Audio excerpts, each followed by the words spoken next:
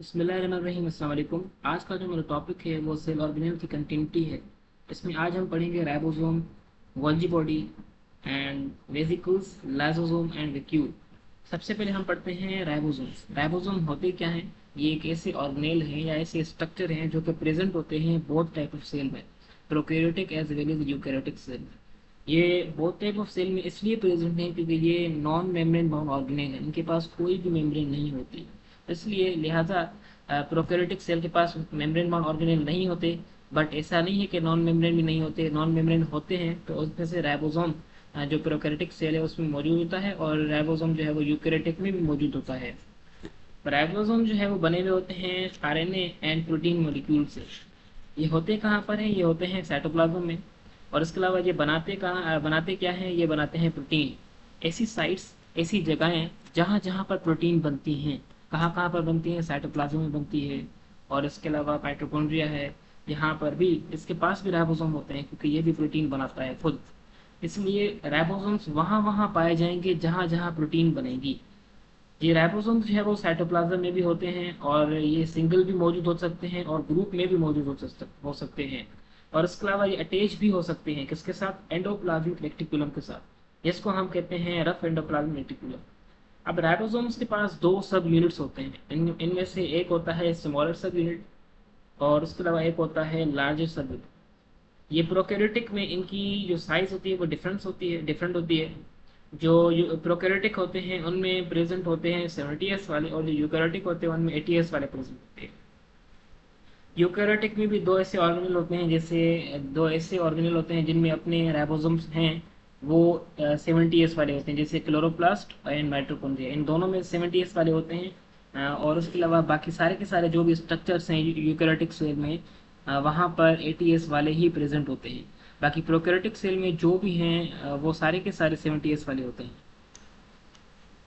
अब इन दोनों में ये जो स्मॉलर एंड लार्ज सब यूनिट हैं, इन दोनों में यहाँ पर इनके बीच में आती है एमआरएनए की लाइन। ये थ्रेड लाइक स्ट्रक्चर होता है एमआरएनए, जो आता है कहाँ से? ये डीएनए से आता है। ट्रांसक्रिप्शन एक प्रोसेस होता है जिसके थ्रू ये एमआरएनए बनती है। ये एमआरएनए पर यहाँ जो मैं स्ट्रक्चर्स बना रहा हूँ ये छोटे छोटे, ये होते हैं code. These are the codes for amino acids and protein molecules. जब अमाइनो एसिड्स मिलेंगे तो प्रोटीन बनाएंगे। ये इस तरह की फॉर्म में ये कोडॉन्स आते हैं एमआरएनए की फॉर्म में। ये दोनों जो सब यूनिट्स हैं इनके बीच पर ये लाइन आती है। देन जो दोनों सब यूनिट क्या करवाते हैं? ये अटैच करवाते हैं किस चीज़ को? अमाइनो एसिड्स को। साइटोप्लाज्म में होते हैं अमाइनो एसिड्स। ये इस एमआरएनए को पढ़ेंगे। सबसे पहले ये राइबोसोम्स पढ़ेंगे। जिस तरह अगर इस कोड को पढ़ा इन्होंने, this is for particular amino acid, like ये है ग्लूटामिक एसिड के लिए, तो यहाँ पर ये क्या करेगा? साइटोप्लाज्म से ग्लूटामिक एसिड को बुलाएगा। ये स्मॉलर एंड लार्जर सब यूनिट किनकी मदद से? टीआरएनए एंड आरआरएनए की मदद से। ये दोनों भी राइबोसोम के आरएनए के टाइप हैं, टीआरएनए एंड आरआरएनए। ये दोनों टाइप हैं, ये भी हेल्प करते हैं इन राइबोसोम्स को प्रोटीन बनाने में। ये क्या करेंगे? ये बुलाएंगे, यहाँ पर अटैच करवाएंगे। देन ये दूसरा अमीनो एसिड है, यहाँ पर अटैच करवाएंगे, ये तीसरा। जैसे जैसे ये पढ़ते जाएंगे ये अटैच करवाते जाएंगे, और इस तरह क्या होगा? यहाँ पर एक प्रोटीन बन जाएगी। देन ये प्रोटीन बन जाएगी इस तरह। अब ये प्रोटीन फिर फर्दर जाएगी अगले ऑर्गेनेल में। For what purpose? For modification. ये काम था राइबोसोम का, इन्होंने प्रोटीन बना दी। अब हम आगे चलते हैं गोल्जी बॉडी में। अब ये गोल्जी बॉडी क्या है? ये एक फिजिशियन इटालियन थे जिन्होंने क्या किया, कैमिलो गल्जी थे। इन्होंने ये डिस्कवर किया, अपने नाम पर ही इनको नाम दिया था इन्होंने। और ये जो था वो फर्स्ट ऑर्गेनेल था टू बी डिस्कवर्ड। आपने याद रखना है, इंपॉर्टेंट क्वेश्चन है ये, कि पहला ऑर्गेनेल कौन सा था जो डिस्कवर हुआ? वो था गोल्जी बॉडी।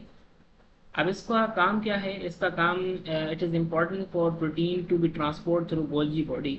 यहाँ पर क्या होता है? यहाँ पर प्रोटीन ट्रांसफर होती है। किसके लिए होती है ट्रांसफर? फॉर मॉडिफिकेशन पर्पज के लिए। इसलिए हम इसको सॉर्टेन ऑर्गेनेल भी कहते हैं। सॉर्ट करता है चीज़ों को, क्या करता है? सॉर्ट करता है। ये एक stack and flat membrane sac like structure यहाँ पर मौजूद होते हैं इस पे, ये वाले, जो कि एंडोप्लाज्मिक रेटिकुलम में मौजूद थे। ये वाले स्ट्रक्चर्स जिनको हमने क्या कहा था? सिस्टर्ने, ये इन पर मौजूद होते हैं। अब ये सिस्टर्ने होते क्या है? यहाँ पर एंजाइम्स मौजूद होते हैं जो कि क्या करते हैं? जो कि मॉडिफाई करते हैं packet product of Golgi body. इनको मॉडिफाई करते हैं। और यहाँ पर प्रोटीन जो ट्रांसपोर्ट होती है रफ एंडोप्लाज्मिक रेटिकुलम से गोल्जी बॉडी पर, उनको मॉडिफाई करना, उनको पैक करना वेसिकल्स की फॉर्म में। वेसिकल्स हम ये सर्कुलर लाइक स्ट्रक्चर जो होता है, पेग लाइक स्ट्रक्चर, सेक लाइक स्ट्रक्चर, इसको हम कहते हैं वेसिकल। अब गोल्जी बॉडी का काम होता है प्रोटीन को मॉडिफाई करना। यहाँ पर सबसे पहले होगा क्या, रफ एंडोप्लाज्मिक रेटिकुलम में प्रोटीन बनेगी। कौन बनाएगा? राइबोसोम्स बनाएंगे, वहाँ पर राइबोसोम्स मौजूद हैं। देन क्या होगा वहाँ पर क्या होगा, फिर जो प्रोटीन बनी थी वो गोल्जी बॉडी में आएगी। गोल्जी बॉडी में जैसे ही आएगी वेसिकल की फॉर्म में आएगी, वहाँ पर गोल्जी बॉडी क्या करेगा, इसको मॉडिफाई करेगा। इसको मॉडिफाई करने के बाद इसको बाहर निकालेगा, फिर ये प्रोटीन क्या हो जाएगी, फंक्शनल हो जाएगी। पहले जब प्रोटीन बनती है फंक्शनल नहीं होती, जब गोल्जी बॉडी से पास होकर आती है देन फंक्शनल हो जाती है। इस चीज़ को हम कहते हैं मॉडिफिकेशन, मॉडिफाई करना, थोड़ी सी चेंज लाना, इस कॉल्ड एज मॉडिफिकेशन और मॉडिफाइड। अब यहाँ पर गोल्जी बॉडी जो है वो रिसीव करता है प्रोटीन मॉलिक्यूल, कहाँ से? एंडोप्लाज्मिक रेटिकुलम से, पर्टिकुलरली रफ एंडोप्लाज्मिक रेटिकुलम से। वहाँ से भी पास होकर आता है देन स्मूथ एंडोप्लाज्मिक रेटिकुलम पर, देन उसके बाद आता है गोल्जी बॉडी पर। गोल्जी बॉडी के बाद वेसिकल की फॉर्म में बन जाती है प्रोटीन, देन बाहर रिलीज होती है जो कि प्रोटीन फंक्शनल बन जाती है। Protein made in one location in the cell and transfer these to another location within the cell where they are required. For this reason, the Golgi body are considered to be the post office of cell. अब Golgi body को हम post office of cell भी कहते हैं। क्यों? क्योंकि यहाँ पर होता क्या है, प्रोटीन एक जगह से आती है, देन गोल्जी एक जगह से दूसरी जगह पर गोल्जी बॉडी उसको क्या करता है, उसको ट्रांसफर करता है, इसलिए इसको हम post office of the cell भी कहते हैं। ठीक है। अब यहाँ पर गोल्जी बॉडी का आप थोड़ा सा स्ट्रक्चर देख लें। सबसे पहले यहाँ पर न्यूक्लियस, मैंने आपको बताया था, न्यूक्लियस से जिस तरह जैसे ही न्यूक्लियस खत्म होता है वहां से स्टार्ट होता है endoplasmic reticulum up to the end of cytoplasm. तब तक एंडोप्लाज्मिक रेटिकुलम चलता रहता है क्योंकि ये सपोर्ट भी प्रोवाइड करता है सेल को। अब यहाँ पर जैसे ये रफ एंडोप्लाज्मिक रेटिकुलम में आप देखें, यहाँ पर प्रोटीन के एक सर्कुलर स्ट्रक्चर्स लगे हुए हैं, राइबोसोम्स के, सॉरी। यहाँ पर ये प्रोटीन बनाएगा, ये एंडोप्लाज्मिक रेटिकुलम जिसको हमने कहा था रफ एंडोप्लाज्मिक रेटिकुलम, ये प्रोटीन बनाकर ये यहाँ पर क्या करेगा, ये लाइक रफ एंडोप्लाज्मिक रेटिकुलम है, इसने प्रोटीन बनाई, ये प्रोटीन है, इसको ये थोड़ी सी मेम्ब्रेन इसकी इन्वेजिनेट होगी बाहर की तरफ। जैसे ही बाहर की तरफ इन्वेजिनेट होगी, यहाँ पर इस तरह ये प्रोटीन का मॉलिक्यूल वेसिकल की फॉर्म में निकल के आएगा। अब जैसे ही वेसिकल की फॉर्म में निकल के आएगा, ये जाएगा कहाँ पर, गोल्जी बॉडी में। ये हमारी गोल्जी बॉडी है, ये क्या है, ये गोल्जी बॉडी। यहाँ पर ये आएगा जिस तरह ही, ये गोल्जी बॉडी में आकर ये वेसिकल्स आ जाएंगे, देन ये पास हो होकर अप टू द एंड, जब तक ये मॉडिफाई हो जाए। देन मॉडिफाई हो गई, ये अब यहाँ पर ये जो निकलेगी प्रोटीन, ये मॉडिफाइड हो गोल्जी बॉडी से पास होकर। अब यहाँ पर एक जगह से दूसरी जगह तक प्रोटीन मॉलिक्यूल आया, इसको हमने इसलिए, ये किसके थ्रू आया, ये गोल्जी बॉडी के थ्रू आया, इसलिए हमने क्या कहा, इसको post office of the cell. Golgi body को, गोल्जी एपरेटस को post office of the cell भी इसलिए हमने कहा इसको। अब यहाँ पर इसके दो फेज होते हैं, एक होता है सिस फेज और दूसरा होता है ट्रांस फेज। गोल्जी बॉडी के सिस फेज हम कहते हैं जहाँ से ये प्रोटीन मॉलिक्यूल को रिसीव करे, इसलिए हम इसको रिसीविंग फेज भी कहते हैं। और इसका शेप जो होता है वो कॉन्वेक्स लाइक होता है, इसलिए हम इसको कॉन्वेक्स भी कहते हैं, कॉन्वेक्स फेज। और इसके अलावा यहाँ पर दूसरा ये जो है, ये है ट्रांस फेज। यहाँ पर वेसिकल जो है वो बाहर आते हैं, इसलिए इसको हम ट्रांस फेज भी कहते हैं। इसके दो फेज होते हैं, ये आपने याद रखने, एक होता है सिस फेज और दूसरा होता है ट्रांस फेज।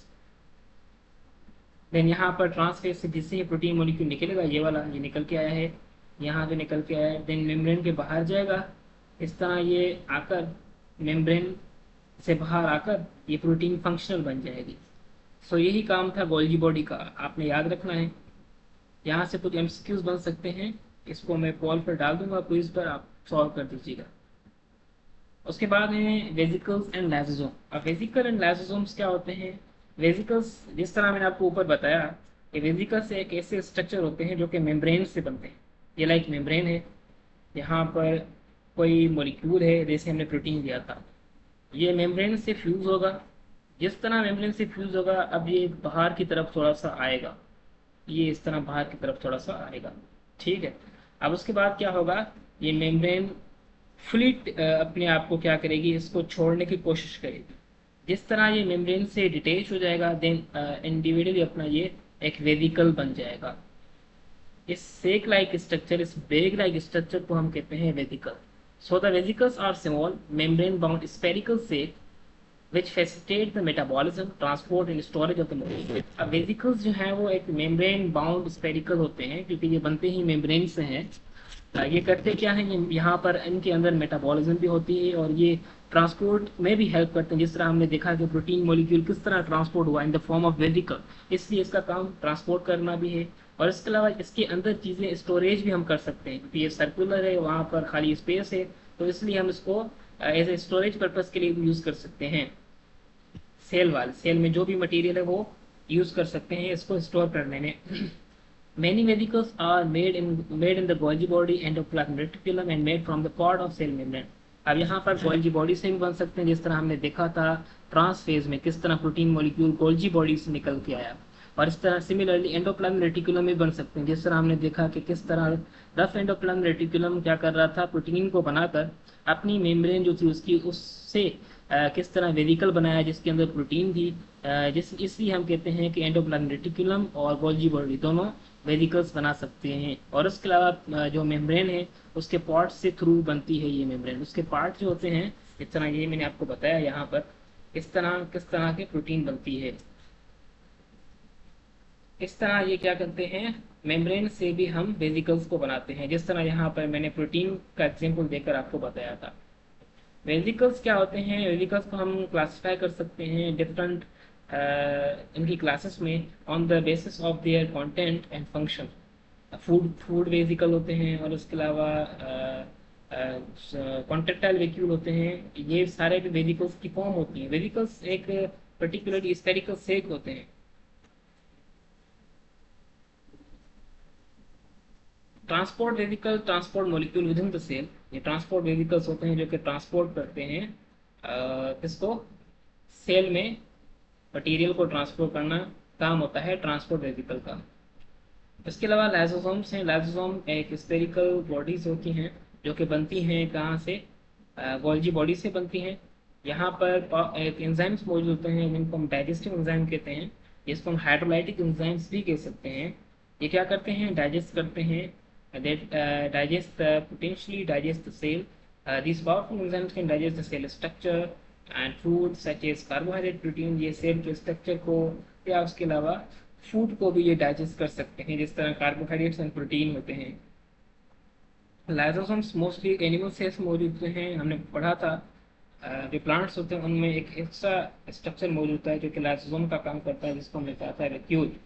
और इस तरह जब सेल की डेथ होती है तो वहाँ पर भी लाइसोसोम आ जाते हैं उस सेल के कंटेंट को डिस्ट्रॉय करने के लिए, ताकि उस सेल के कंटेंट को, जो भी अंदर सेल के मटेरियल है, उसको हम दूसरे सेल बनाने में यूज़ कर पाएँ। क्योंकि अब सेल डेथ हो चुकी है उस सेल की, इससे वो यूज़फुल नहीं है, तो उसकी मेम्ब्रेन को डाइजेस्ट कर with help of lysosomal enzymes, digestive enzymes lysosome में जो मौजूद हैं, इनके थ्रू इनको डाइजेस्ट करवा कर हम जो सेल का कंटेंट है उसको बाहर निकाल कर दूसरे सेल बनाने में यूज़ कर सकते हैं। इसलिए ये जो स्ट्रक्चर है इनको हम लाइसोसोम्स कहते हैं। इनको हम सुसाइडल सेक्स भी कह सकते हैं, सुसाइडल बेग्स भी कह सकते हैं। समटाइम्स ये यूज़ होते हैं एज अ ऑटोफेगी। ये खुद ही कि अपने सेल को डिस्ट्रॉय कर देते हैं। ये डिजीज होती है, ऑटो इम्यूनल डिजीज होती है, इसलिए ये डिस्ट्रॉय करते हैं अपने ही सेल को, इनको हम ऑटोफेगी कहते हैं। आप आगे चलकर ये पढ़ेंगे इंशाल्लाह। अब वैक्यूल होते हैं, वैक्यूल हमने पढ़ा था, ये प्लांट में मौजूद होते हैं। इनके अंदर फ्लूइड स्पेसेस भरी हुई होती हैं जिनको हमने सेल शेप का नाम दिया था। ये होते हैं साइटोप्लाज्म में प्लांट के सेल पर। ये लार्ज होते हैं और एनिमल सेल्स में या तो एब्सेंट होते हैं या तो मौजूद होते हैं, तो स्मॉल स्मॉल मौजूद होते हैं। और इसके अलावा जो प्लांट होते हैं उनमें एक ही लार्ज मौजूद होता है वैक्यूल, जिसकी वजह से इनका जो वॉल्यूम होता है मेच्योर सेल का वो बढ़ जाता है और इनका न्यूक्लियस जो है स्लाइटली साइड पर आ जाता है। इनके पास सिलेक्टिवली परमिएबल मेम्ब्रेन होती है जिनको हमने टोनोप्लास्ट कहा था। So the special membrane of vacuole is called as tonoplast, जो कि सराउंड करती है वैक्यूल को। वैक्यूल कंटेन करता है सेल से, जिसमें डिफरेंट कंपोजिशन होती है, जिसमें क्या है, वाटर है, मिनरल सॉल्ट्स हैं, शुगर है, अमाइनो एसिड्स हैं, ये प्रेजेंट होते हैं। वैक्यूल के पास इम्पॉर्टेंट रोल हाइड्रोलिसिस में भी होता है, और excretion of the cellular waste, storage of the water and organic inorganic substance भी यहाँ पर मौजूद है।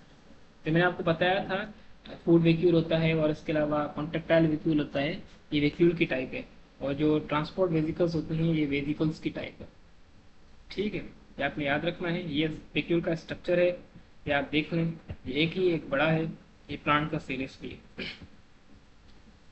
और ये लाइसोसोम्स और वेजिकल्स थे। ये आज का हमारा टॉपिक था। तब तक के लिए कीप लर्निंग, कीप एक्सप्लोरिंग। लाफिज, टेक केयर, जज़ाकल्लाह।